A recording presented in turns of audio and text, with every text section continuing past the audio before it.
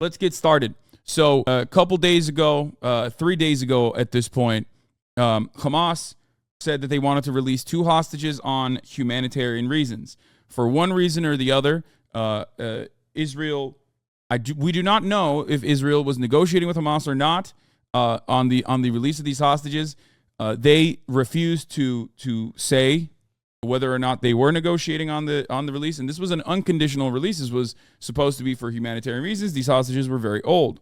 Okay, so Israel refused to say whether or not they were negotiating, but they did say we will not address any of these Hamas propaganda talking points.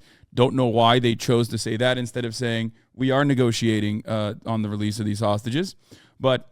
Ultimately, Hamas sidestepped Israel and went to the Qatar government and Egypt to get these hostages released through the Rafah crossing. These are 2 old ladies who were in the kibbutz, one of the kibbutz that the Hamas and other Palestinian militant forces had taken over and brought back into the Gaza Strip, into their complex tunnel network. And they were released. And immediately the media went and talked to them to describe their accounts of the gruesome experience that they withstood being kidnapped by Palestinian militants and then being sent to a tunnel network. Let's see how what happened, and let's see how the media covered it. Well, just a few moments ago, we heard from an elderly Israeli woman released overnight from captivity in Gaza by Hamas. That's 16 days after having been abducted from her home. Palestinian military forces, nice whitewashing OG terrorists. I have to make an honest assessment of the situation. Yes, the designation of terrorism is one that I have utilized already. There are also other militant forces amongst the forces that did October 7. So I know that it's not important for many of you to get a full grasp of what's going on, but no, it's not just Hamas. I said militants as well, not military forces. Hopefully that was apt for you and that was adequate for you. I said Hamas and other militant forces, which is true. Anyway, why are you showing hostages? Hasanabi? You're right. They should kill the hostages instead, actually. What the fuck do you mean? Why are you showing the hostages? What is happening right now? Do you not care about the people that are fucking luckily being released? Like, I don't understand. Home in a kibbutz in southern Israel, close to the border with Gaza.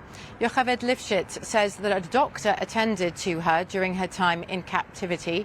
She said the hostages that she was with were given medicine, and she said that after her capture, once inside Gaza, she was taken into a network of tunnels underneath the Gaza Strip. She described them as looking like a spider web. Her daughter helped her translate her account. My mom is telling the horrific stories. She's saying that many people, a swarm of people, came through the fence. The defense cost 2.5 billion shekels, and it didn't help even a little bit. Yeah, she says the fence that they propped up was ridiculous. Like, it was just 2.5 billion shekels, completely fucking ridiculous, completely useless in general. My mom is saying that she was taken on the back of a motorbike with her body, with her legs on one side and her head on another side. That she was taken through the plowed fields with a man in front on one side and a man behind her. And that while she was being taken, she was hit by sticks by Shabab. The reason you don't confirm you are in hostage negotiations is once people know you are negotiating externally, it can affect the negotiations. Hamas could demand more, as now there is an expectation Israel will give the release. Also, right-wingers will demand Israel walk away from any negotiations. Yes, I think that's a pretty fair assessment. I think that is a fair assessment on the situation. That, like, for one reason or another, Israel refused to say whether or not they were in communication with Hamas at all. But ultimately, the way that this ended up, playing out was that that Hamas militants talked to the Qatari government and the Egyptian government to get these hostages out. Yeah, Shabab people. Until they reach the tunnels.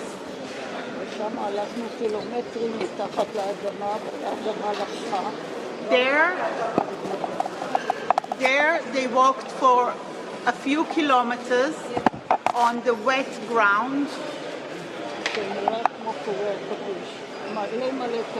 There are a huge network of tunnels underneath.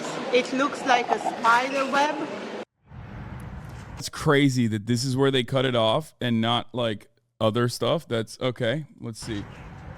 Yocheved Lifshitz also spoke about how the hostages that she was with in Gaza were treated. My mom is talking about coming there.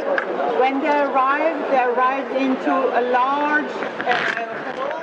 25 hostages were gathered, and after 2-3 hours, those hostages, 5 of them, she among them, were taken into a separate room. My mom is saying that they were very friendly towards them and that they took care of them, that they were given the medicine. That they were given medicine and they were treated. One of the men with them had badly injured from a motorbike accident on the way, and the paramedic was looking after his wounds. He was given medicine and antibiotics, that the people were friendly, that they kept the place very clean. They were very concerned about them. That was Sharon Lifshitz translating for her mum, Yocheved, one of 2 elderly Israeli hostages released overnight from Gaza. Yocheved's husband, so Sharon's father, remains inside Gaza, one of the 220 hostages still in the Gaza Strip. You thought they cut that part? Lol, nice one. The reason why I thought they cut that part was because every single article that has been written on this, and the principle goes as follows. Dog bites man, that's not interesting. Man bites dog, that's newsworthy, right? This cuts against every single thing that has come out. This cuts against every single thing that has come out so far. There's a reason why you don't hear from the other peace activists that were in those same kibbutzim that have been talking about their perspective and who is to lay the blame on in this horrifying massacre that they withstood. Okay, there's a reason why it is also literally illegal to actually show things like this and to actually say things like this in general. Lifshitz press conference panned as disastrous for Israel, PR win for Hamas. I will show you exactly. I will detail to you exactly the many different moments where Israeli officials said showing this would have been absolutely, this was just a horrible idea, that she should have been vetted before being allowed to speak. Yocheved Lifshitz offered the first public account to emerge from more than 200 hostages estimated to be held in Gaza. 85-year-old held hostage in Gaza says she went through hell. She said that there are parts of this, of her story that are still truly horrific. I mean, she said they beat her with sticks. That's what she said originally when they were trying to apprehend her. Like, that's horrifying. And, of course, if you only cover that aspect of it, which many news in the Western press did, which is understandable, that certainly is something you should cover, right? That's objective journalism. This is something to absolutely cover. But if you just cover that and bury the lead, yeah, she was hit with sticks while riding the motorcycle. Exactly. That's what I'm saying. And this is an 85-year-old woman, right? Mentioning that is perfectly appropriate. Of course, that's the news. You're supposed to cover it. Burying the lead, however, on the other side of the story as to why she shook the hands of a Hamas militant, what her perspective is, and telling the Hamas militant shalom after shaking his hand has been a incredibly polarizing moment in Israel, as far as I understand it. Like, a lot of people saw that and were losing their fucking minds over it, at least those who did see it. For you to understand the situation on the ground in Israel as best as possible, you have to remember that currently there are not just Palestinian citizens of Israel, but also Israeli citizens, Jewish citizens inside of Israel that are currently being apprehended by forces for saying things that are considered to be demoralizing to the IDF. This is the circumstance on the ground, okay? This is the circumstance on the ground right now. So coverage like this completely cuts against, even if it's just an adequate representation of events. And there are 200 other hostages. Not all of them are going to have this perspective. Not all of them are going to say that their conditions were nice. Some of them are going to, and probably have withstood horrifying moments. And they will explain that. But the fact that people are, and this is not enough for me to like make an assessment or to say that like, look how good Hamas is or anything like that. That is not what I'm saying. Okay? But the idea that like, having this be played is considered a crime, basically, in Israel. And the reaction overall from what I've seen online is crazy. I will show you what I mean by this. This is yet another instance where it's like, don't take my word for it. Take the word of the former Israeli Prime Minister Lapid. If the international media is objective, it serves Hamas. If it just shows both sides, it serves Hamas. I mean, this is, I want to see the full video. Does anyone have the full video? I mean, this is way too short. But that's not the only reason why I'm saying this. This could just as easily been clipped out of context. I would like to see the full clip. However, that is not what I'm making my assessment on. Reaction from right-wing Telegram channels so fucking funny. They're in complete panic and disaster recovery mode over the grandma saying peace. It's a tricky situation because the kidnapper-hostage relationship makes it difficult to get a clear idea of the conditions were actually like, especially considering that Hamas still has other hostages, meaning that there is still some incentive avoiding collective punishment for the remaining hostages to not pain Hamas too badly. That said, I'm inclined to believe her account as she says. Yes.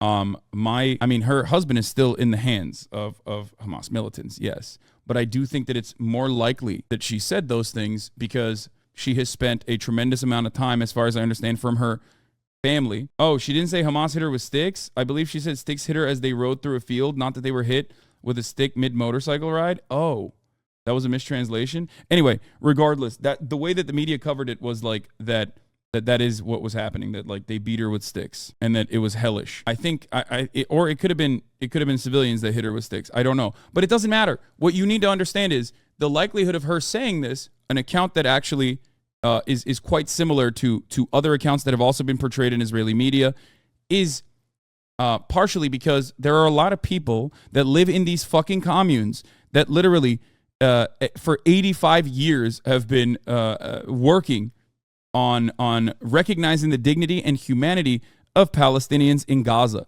This lady is one of these people, according to her own family's takes on the matter. That there are a lot of situations where inside of Gaza there isn't enough medical help that people can get. Sometimes Gazans have to be taken outside of the Gaza Strip and medevaced into Israeli hospitals. There are Israeli doctors that work on Palestinians from Gaza. One of those doctors, as a matter of fact, is currently being persecuted, which I will talk about as well, because I was talking to Alon Lee Green, who is a part of Omdim Beyachad, I think I said that right, who has been talking about this quite a bit. He is He is in Israel. He's an Israeli activist who is an end the occupation activist in Israel. And he actually showed one of the where is it? Here, I'll just show you this really quickly. I'll explain this to you. For those of you who don't understand, here it is. This is Dr. Abed Samara from Hasharon Hospital, who has invested his entire life in the Israeli health system. He has been treating Jews and Arabs wholeheartedly for years, but in one moment his life collapses. He is fired, accused of supporting terrorism and siding with Hamas. The reality is the opposite. But does the truth even matter? Okay? So this is something that I've tried to stress before, that there are people inside of Israel, obviously marginal for the most part and marginalized in general, that have dedicated their lives to ending the occupation. There are activist groups that have dedicated their lives into ending the occupation. Their voices, unfortunately, do not ever get heard. And now their voices are criminalized, okay? Their voices are now literally criminalized. Understand something. It is criminal. Omdim Beyachad translates to standing together. They're a peace movement, and the police constantly take down their pro-peace posters. Their demonstrations have been violently suppressed, even before and certainly after the last siege on Gaza. This lady, according to her family, is she's not a part of this group, but she has helped transfer Palestinians out of Gaza into Israeli hospitals in the past. People that do stuff like that, of course, are going to recognize the humanity of Palestinians and are going to have a very different perspective on the matter than those who are championing blood and soil narratives thousands of miles away. So we're going to talk about this account, and we're going to talk about the way that the Western media has covered it thus far. Ms. Lifshitz said she was marched through a network of subterranean tunnels under Gaza that she likened to a spider web. She said that she was later treated relatively well, offering the first public account to emerge from the more than 200 hostages estimated to be held by Hamas and other armed groups in Gaza. Here's the former Israeli Prime Minister Yair Lapid and his address to global media, which we saw a quote from, okay? This is from a couple days prior. This is from 4 days ago, I guess, or maybe it's an older speech. I'm not entirely certain, but we'll look at that in a second as well. I went through hell, Ms. Lifshitz told reporters the day after her release, sitting in a wheelchair at a hospital in Tel Aviv amid a thicket of microphones. She was freed along with Nurit Cooper, 79, on Monday, and transferred from Hamas custody to Israeli forces via the International Committee for Red Cross in Egypt. Both of their husbands are still being held hostage in Gaza. Her account of the tunnels offered a glimpse of the difficulties facing Israel as it weighs whether and how to launch a ground invasion of Gaza to eliminate Hamas, which led to devastating October 7 attacks against Israel. Hamas has built a labyrinth of underground passages in Gaza for its fighters, military analysts said, complicating both Israelis' anticipated ground invasion and any attempt to rescue the hostages. Ms. Lifshitz's voice at times faltered as she recalled her abduction and the horrors suffered by her neighbors when Hamas attacked her town of kibbutz near Oz. Her daughter Sharon, who was crouched at her side on Tuesday, occasionally translated for foreign journalists. Many people stormed our homes. They beat people. Some of them they abducted, like me, Ms. Lifshitz said. It made no difference. They abducted the elderly and the young. This is important to understand because it's not like she's not explaining the situation in a specific direction. She is just giving her firsthand accounts. This is constant with the immediate interviews that were conducted inside of kibbutzim, inside of the people that survived the attacks in the kibbutzim, where they would very openly be like, these are Hamas terrorists that came, but then they would talk about their experiences that contradicted some of the testimony. Now, if you're saying on the one hand that they're terrorists, like you obviously aren't, you're obviously not like doing propaganda for Hamas in the same way that like a lot of people will immediately rush to claim. It's not like she's fucking pro-Hamas, okay? In my memory, I have these images all the time, she added later. She said her kidnappers hauled her onto a motorcycle and beat her painfully in the ribs, making it hard for her to breathe, and also took away her watch. They drove off through the fields surrounding near Oz. They took her through a network of tunnels until they reached a large hall where about 25 people were, she said. After about 2 to 3 hours, they separated 5 people from her kibbutz into their own room where they were overseen by guards and a medic, she said. Ms. Lifshitz said that she and others were relatively well taken care of, given medicine and the same food as their captors. Fearing disease, her captors worked to sanitize the area, she said, and doctors would visit sporadically to check on them. They treated us gently and fulfilled all of our needs, she said. Hamas has released 4 hostages, including Judith and Natalie Ra'anan, American Israeli citizens who were freed last week. Ms. Lifshitz is the first released hostage to speak publicly about her ordeal. Ms. Lifshitz's husband, Oded, an Israeli journalist and peace activist, remains in Hamas captivity, according to Israeli authorities. The Hamas-led attacks against Israel's border communities shocked and traumatized the country. Israel has repeatedly fought short battles with Palestinian militants in Gaza in recent years, but nothing approaching the scale and brutality of the assault.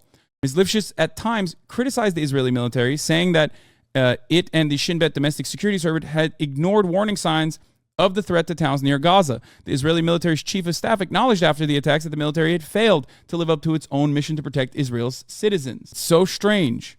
How strange that people who are directly victimized by this attack, people who are inside of Israel on the Israeli security forces, the interior security, the FBI of Israel, they all are collectively saying the same things that I've been saying to you for a very long time now, okay? Weeks before the assault, Palestinians had rioted and fired explosive balloons near the Gaza border fence, sparking fires in southern Israel, Ms. Lifshitz said. The Israeli army didn't take this seriously, she said. The UN is live debating the ceasefire negotiations and whatnot, but I wanted to show this to you so you get a better understanding of the situation. Here, we'll play the whole thing. Leonid.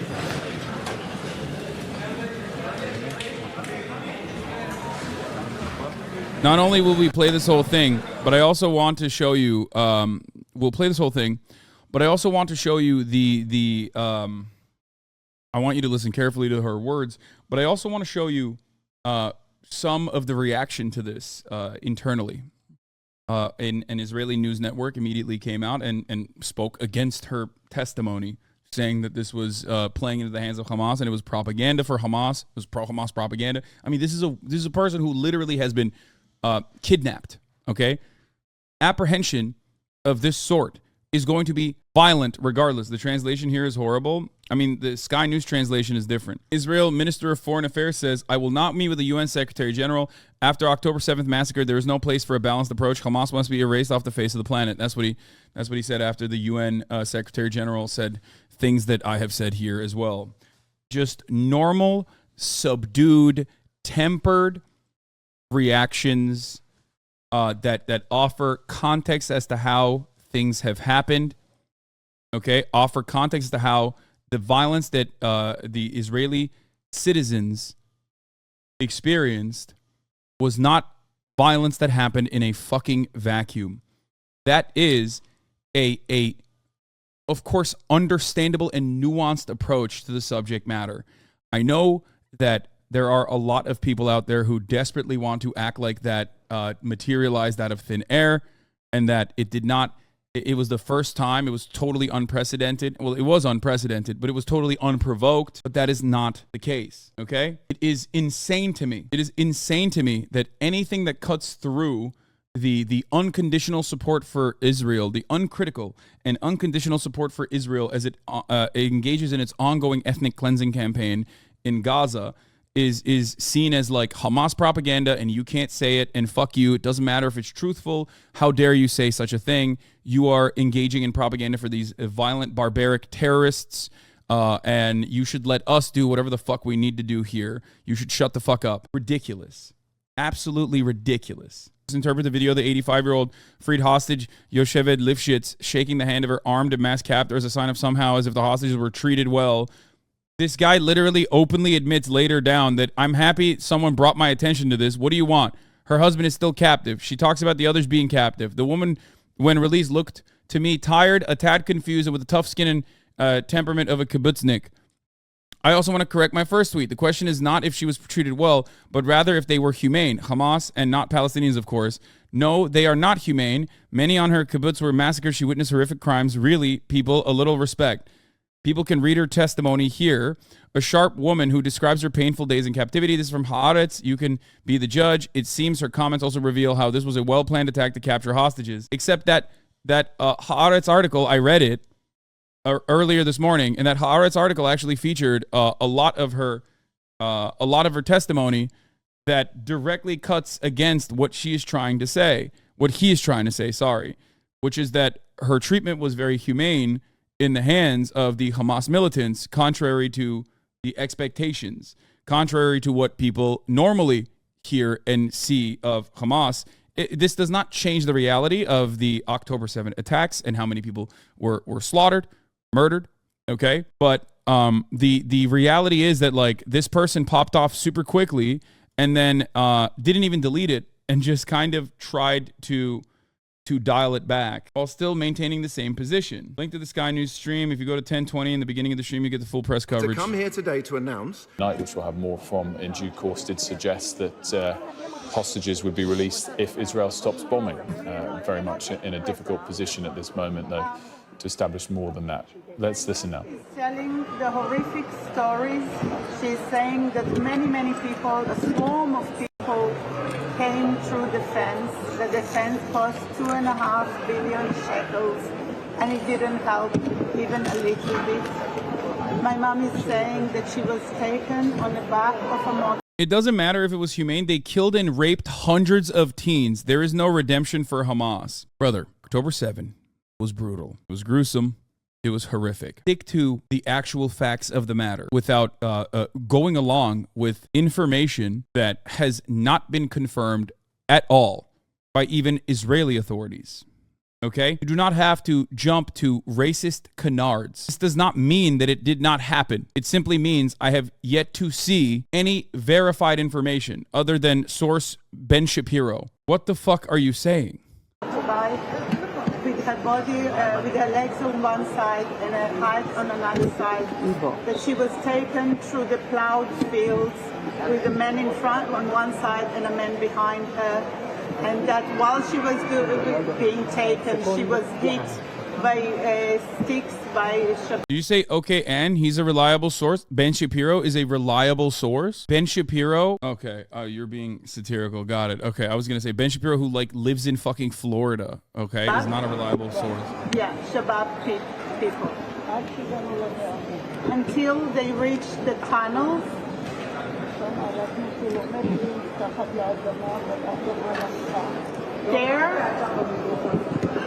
There they walked for a few kilometers on the wet ground.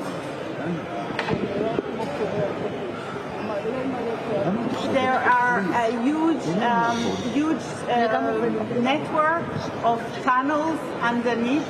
It looks like a spider web. I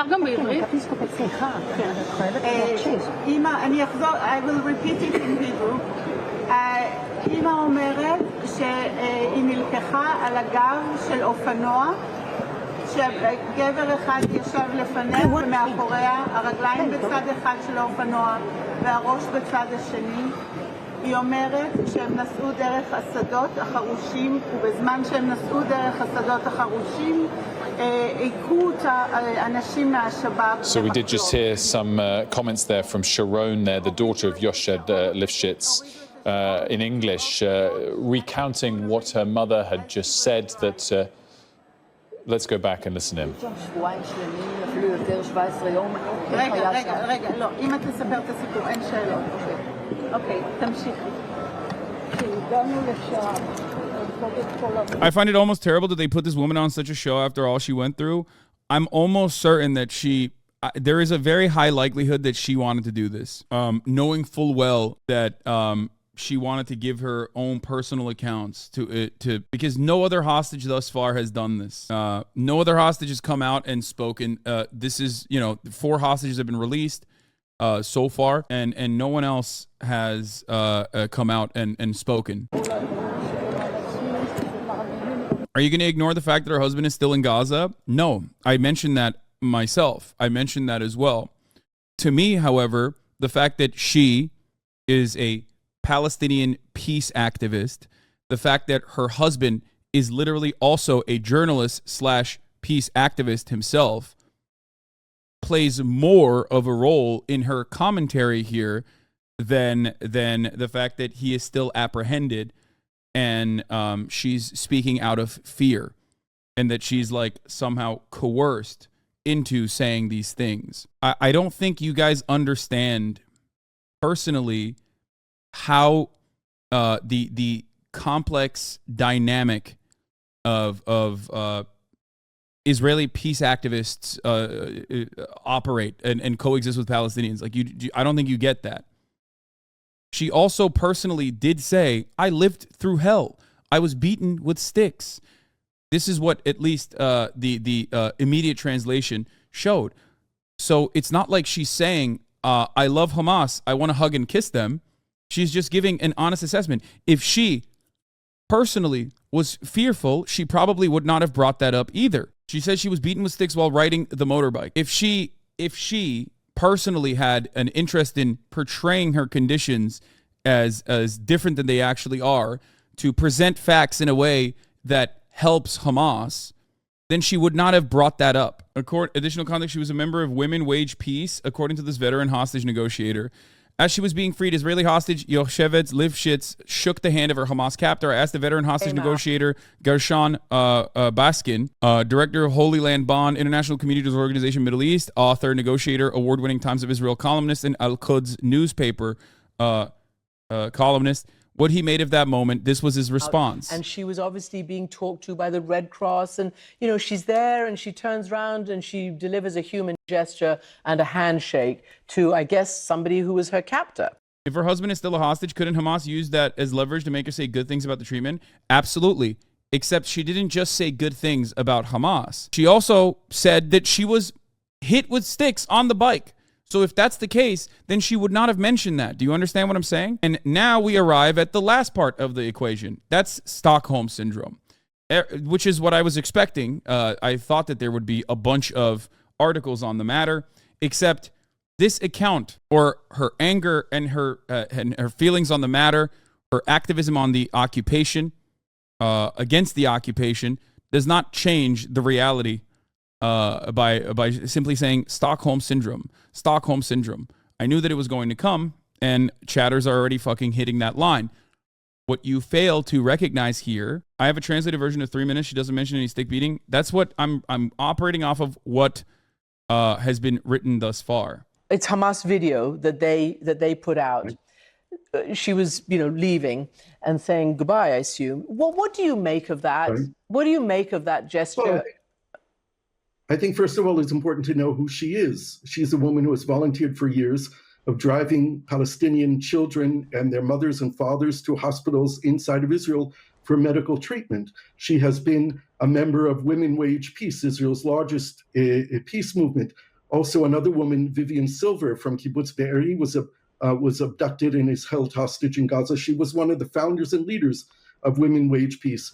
I assume that Yocheved speaks some Arabic, and she probably tried to communicate with her captors. I imagine that if I, God forbid, was being held in Gaza, I would make every opportunity to befriend the people who are holding me, because my life is at stake. I think we also have to remember that her husband is still being held hostage in Gaza. And had she come out and immediately done something completely opposite, maybe it would endanger the life of her husband. But I think it was those kind of humane gestures that are important to show.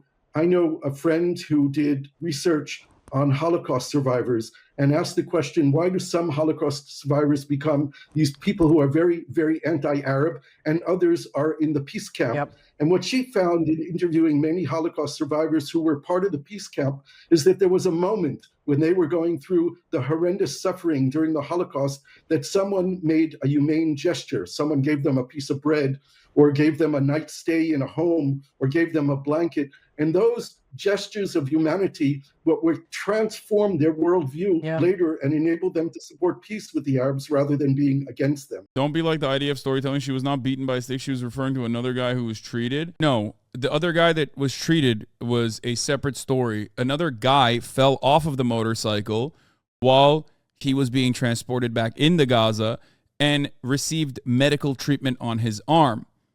That's a different story. She mentioned the stick beating, according to at least the articles that I have read on the matter, separately from that. Okay, let's look at Democracy Now! That uses the I-24 assessment. So we'll see. Ground tunnels. Once in Gaza, Yocheved Lifshitz says her treatment improved. Her daughter Sharon, who flew in from London for her release, translated her remarks to reporters. My mom is talking about coming there. When they arrived into a large hall in which about 25 hostages were gathered. And after Why don't you cover the demonstrations? Lobotomite. Do you think that there is like a secret reason? Which I have covered the demonstrations, but do you think that there's like what could be a secret reason as to why I'm not covering the demonstrations in your mind? 2 or 3 hours, those hostages, 5 of them, she among them, were taken into a separate room. My mom is saying that they were very friendly towards them and that they took care of them, that they were given the medicine. That they were given They were given medicine and they were treated. One of the men with them had a badly injured from a motorbike accident on the way, and the paramedic was looking after his wounds. He was given medicine and antibiotics. That the people were friendly, that they kept the place very clean.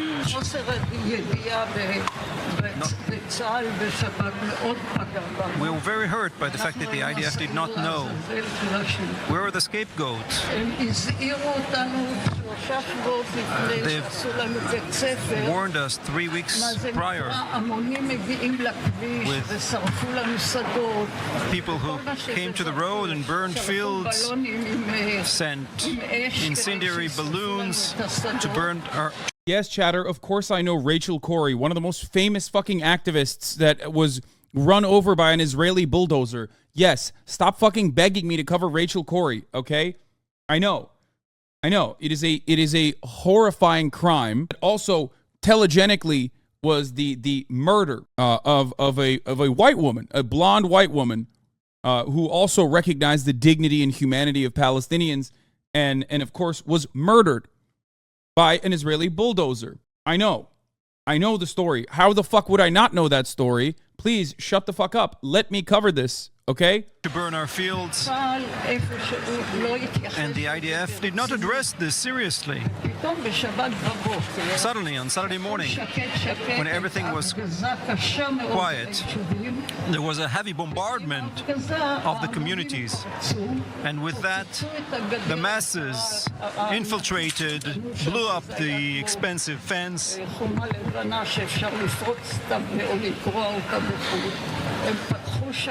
opened the gates of the kibbutz and entered in their masses. It was extremely difficult. I keep having those images in my mind. He's asking, why did you shake the hand of the Hamas terrorist in the visual? They were gentle with us. Our needs were supplied. אמא שלי אומרת שהם התייחסו אליהם בעדינות וסיפקו את כל הצרכים שלהם. My mom is saying that they treat them kindly and provided for them. That was 85-year-old. That's crazy, okay?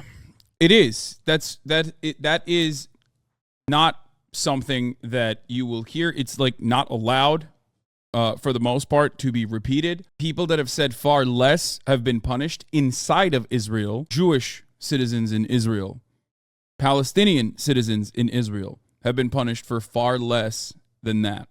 For people saying her husband is still a hostage, she needs to say it or he will die. You are most likely, you could be right. Her husband is still a captive, but also her husband and herself have literally worked for years as activists for Palestinians. So which one do you think is more likely? Do you think that she's giving an honest assessment of the situation, which even the Times of Israel and Haaretz said was clear? There are three other hostages, some of which have not said anything. She's the first person to give an assessment of the conditions. The likelihood that she wanted to come out and speak when other hostages also still have family members that are apprehended by Hamas and other militants implies that there are conflicting values here at play. Do you think that her activism could play into how they were treated as prisoners? There is a likelihood that that is the case, certainly. But immediately discounting her fucking narrative and claiming that it's like silly and wrong, or there must be some secondary purpose is wild. What if Hamas targeted her specifically to be taken? No. Oh my God. The failures of this bloody government scream to the sky. The fact that she does not make the release of the abductees her main goal is inexcusable. This is what the government looks like when it cares about national honor and not about its citizens. Something I've said already. Anyone who wants to live understands that first and foremost, all abductees must be returned now because the window of opportunity is closing. About 20,000 people have already joined the demand to release all the abductees now. This is from Omdim Beyachad. It's also just kind of common sense that Hamas would want to remind the world that their hostages aren't already dead like some in Israel believe. Yes, this is The truth in this circumstance is one that, as far as I understand, Israeli officials do not want out there. So much so that saying things like this or covering things like this could be considered in violation of the current law under the new war coalition government, the war government. The Khan public broadcaster reports that Israeli PR experts are calling the decision to put Lifshitz in front of cameras a mistake. This is from Times of Israel. The Khan public, I'm going to read this again. Criticism is pouring in after freed hostage Yocheved Lifshitz appeared to praise her Hamas captors and criticize Israel at a press conference earlier in the day. This is from Times of Israel. The Khan public broadcaster reports that Israeli PR experts are calling the decision to put Lifshitz in front of cameras a mistake. The station knows that the international media is now reporting on Hamas's kindness in taking care of the hostages' needs. In Israel Hayom, columnist Eddie Rothstein calls the interview a propaganda win for Hamas. What a brave and enlightened woman, the kind we thought they no longer make in Israel. And what a clumsy handling of the event, he writes. The truth is, you don't need to be a PR expert to know you can't have a press conference like this live on television. There's no doubt the Lifshitz statements could have been managed better, tweets Channel 12 reporter Daphne Liel, who adds her descriptions were still pretty shocking. Anyone sane should understand that medical attention she was given was intended to keep their bargaining chips alive and not from the kindness of their hearts. The channel's Dana Weiss calls the press conference a disaster, noting the lack of state intervention in managing her appearances. I think this is important to understand. That is important to understand. Why is this important to understand? What Daphne Liel is saying. It's not at the kindness of their hearts, but simply out of their interest, their self-interest in survival, that Hamas is offering medical attention. This is something that I have mentioned as well. Okay? But when I would mention this, many people in the chat would yell at me. So maybe when you hear someone who is reactionary have that same opinion inside of Israel proper, maybe you will also recognize this. Because it goes against the idea that these guys simply are there to do death and murder and are not operating out of their own self-interest in continuing their survival. The hostage taking in this circumstance is a cruel act. That much is true. I don't think anybody disagrees with that. But what you have to recognize is that there is a reason for it. There is a reason. This does not mean a justification, but to immediately hand wave away that plays into the narrative that Israel wants to put forward, which is that these guys took them to rape them and kill them. And they're going to go and kill them quietly, not in front of a camera. They're not going to use the hostages as a bargaining chip, but instead, they're just there to just like do brutality to them. It is already a brutal act to take someone as a hostage, but dead hostages are worth nothing to Hamas. Alive hostages that are well taken care of are worth everything to not only Hamas, but other Palestinian forces as well. Okay? The channel Dana Weiss calls the press conference a disaster, noting the lack of state intervention in managing her appearances. Tal Schneider takes aim at the hospital spokesperson who put Lifshitz in front of the cameras rather than just her family members, and then bragged about his ability to get a wow factor for journalists on Instagram. From a professional point of view, this is an embarrassment for the hospital, she writes on X. They are more mad. They're mad that this 85-year-old woman was able to accurately portray her experiences.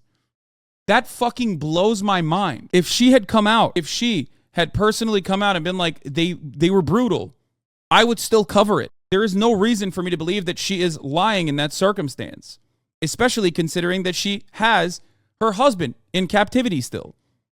But because she gives a more balanced assessment of her conditions, everyone turns around and says, oh, well, she must be lying for one reason or another. And her balanced assessment also. How can you say it's accurate? We don't know that at all. This is insane to me. It is insane to me that you are like now talking about an 85-year-old grandma who was fucking held captive by Hamas as like an agent or something. Like she has an ulterior motive in this circumstance. The ulterior motive is that she's afraid that they will murder her husband. I know her husband is a prisoner.